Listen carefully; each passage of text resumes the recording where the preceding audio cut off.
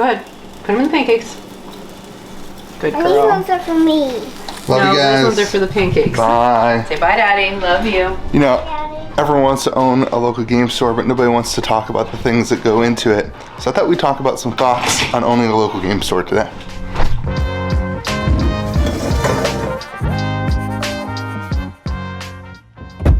So if you didn't know this, in the middle of the pandemic, at the height of the pandemic, I decided with this YouTube channel to start a local game store. And it wasn't something that I ever really considered.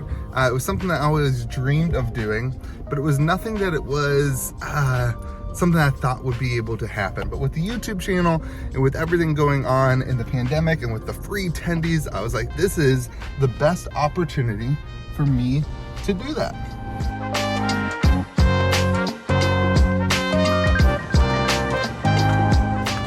And so I did it. I started a local game store here at Cavdanes Market.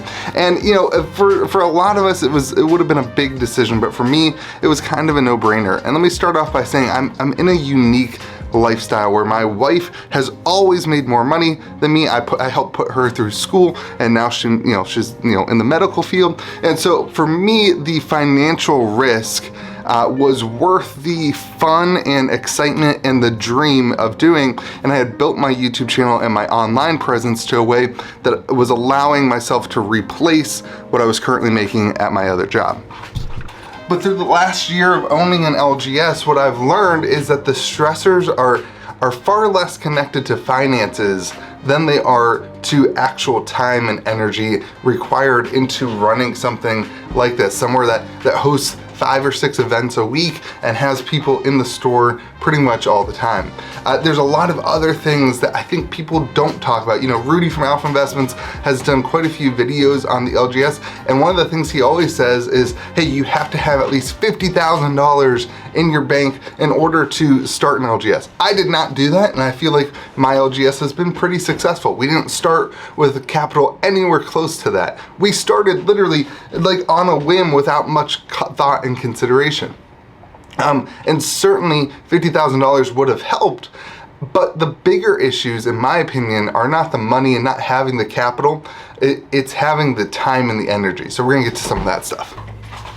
So I think my number one thought on should you own an LGS, should you go into this idea of starting an LGS, is what does your family look like? And my number one goal in my life is to be a good dad and a good husband. That has always been my number one goal. And I never realized before starting LGS how much of a strain and how much stress that would put on parenting and on relationships with my wife. You know, if you think about your local Magic the Gathering event, what time does it start? It usually starts between 6 and 8 o'clock, which is right in the middle of bedtime. So I don't love that I have had to sacrifice more and more bedtimes and things to start the LGS, but this is where it comes into, can you hire an employee or are you doing it yourself?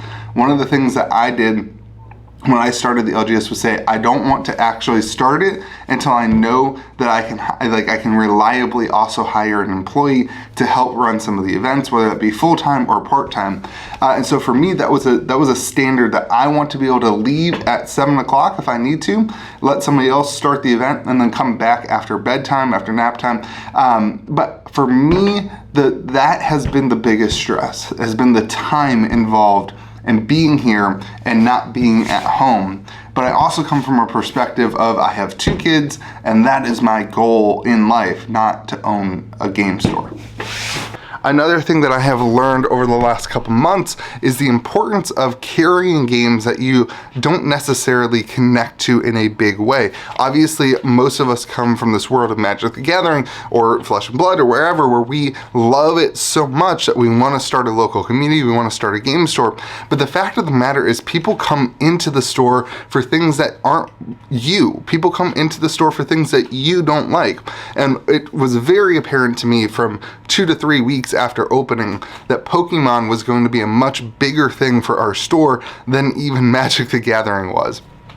We have more people in the store for events for Magic the Gathering, but the people who come in off the street just to buy cards, or the people who bring in trades or reach out to us for trades, Pokemon is massive, and you can't say no to customers. Customers dictate what your store is good at or what your store needs to be good at in order to survive, and Pokemon has been a massive part of our local business. Now online, Pokemon isn't part of our business at all, so we've had to separate out some things in some games based on the YouTube channel, the local side, and the events. We have kind of I see it as three facets. Our events are mostly Magic the Gathering that run a ton of people, and then we have some of the newer games as well. We kind of do learn to play events for those things, but our weekly core audience is Magic the Gathering, but the trades and the people coming in off the street to buy product tends to be a lot more Pokemon. And then online we do a lot of the alternative card games that you see on the channel as a result of my YouTube channel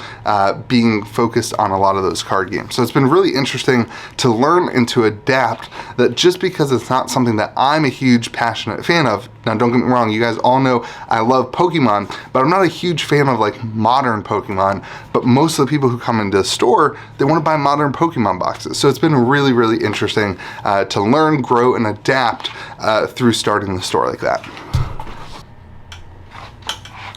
So who is owning an LGS for? Well, first off, you need to look at your location and your area and see how many other LGSs are around you, and also what's the volume of customer base. How many people live in your community that could sustain a local game store? Here in West Virginia, that number is pretty small. We can't have a bunch of LGSs, even from city to city or whatever. There's just not enough people, not enough capital, not enough bodies to come into the store to sustain multiple LGSs. Now, if you live in a big urban area, that's probably okay.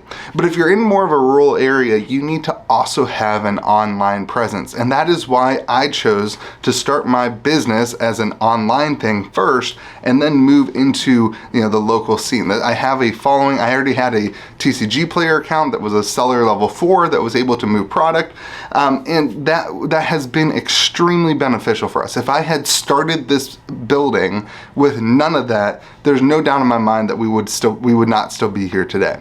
But because I had the tools in place online to help move product as well as to help move trade-ins, that's one of the things we do a ton of. We get a ton. You guys saw I have like a little camera set up that scans in cards.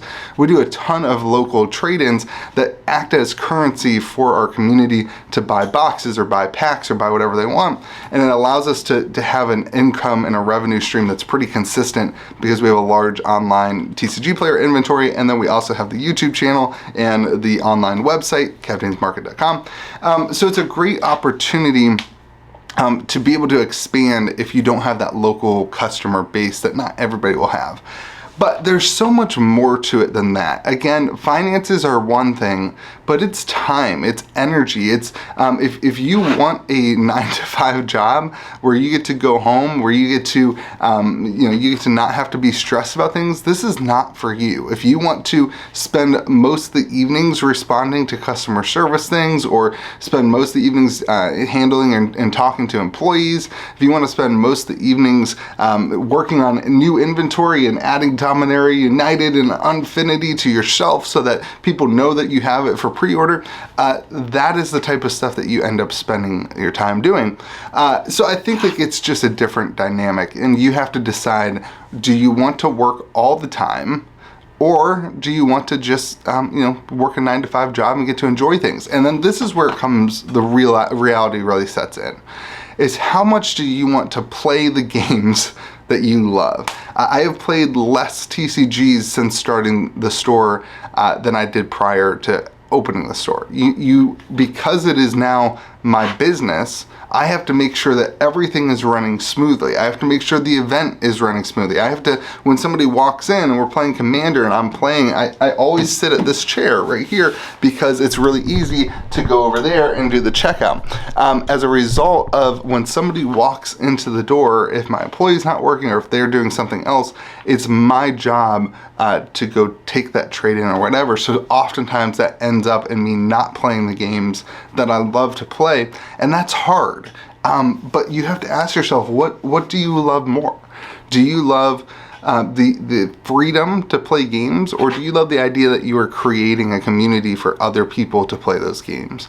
And for me, that idea of creating a community where other people can come and enjoy things, and they have a family to be a part of, I really like that, and that's something that gives me a lot of joy and a lot of passion.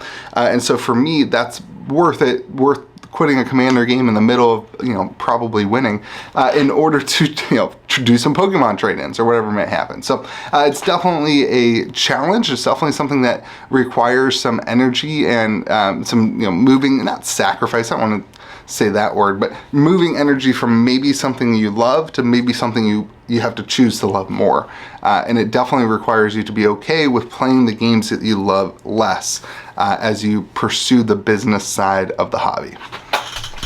The last thing that I'll say is that the margins are way thinner than they thought they were in TCGs. I can't get into any of the specific details on that, but distribution is really difficult to get the hot products, double masters, draft boxes, or something that I haven't really been able to get much more of as a result of just the demand for it and distribution maybe holding boxes back or whatever they do.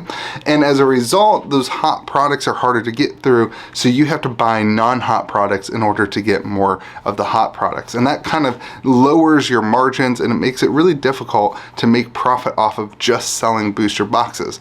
This is again why me as a business, we have gravitated towards trying to take in a lot of trade-ins to help move some of that product in order to identify margins on the other side of that, where you have trade-ins and you can sell cards on TCG Player. So that is something that I think as you as a consumer look at, make sure you go to your LGS and are okay with spending $10 to $20 more on a box than on like Amazon or something like that. Because if you care about having a place to play, those margins are razor thin at the Amazon prices for a store who's buying boxes from distribution rather than Amazon, who is basically just selling for Wizards of the Coast. So it's a really interesting dynamic that is relatively new in the hobby over the last 3 or 4 years, and the prices every year just keep increasing. So those margins and the prices of boxes, they're starting to change. They're starting to, the inflation is a real thing. It's starting to change, but for me, I still think of a Magic booster box as a $100 box.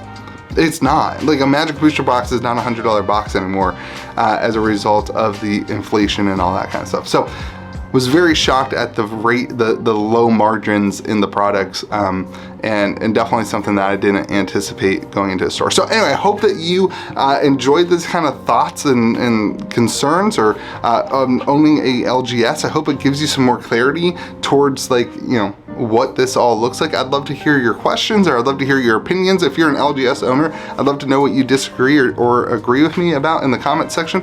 I hope you have yourself a fantastic day. Remember to be kind to the people around you, and make sure you shop at your local game store.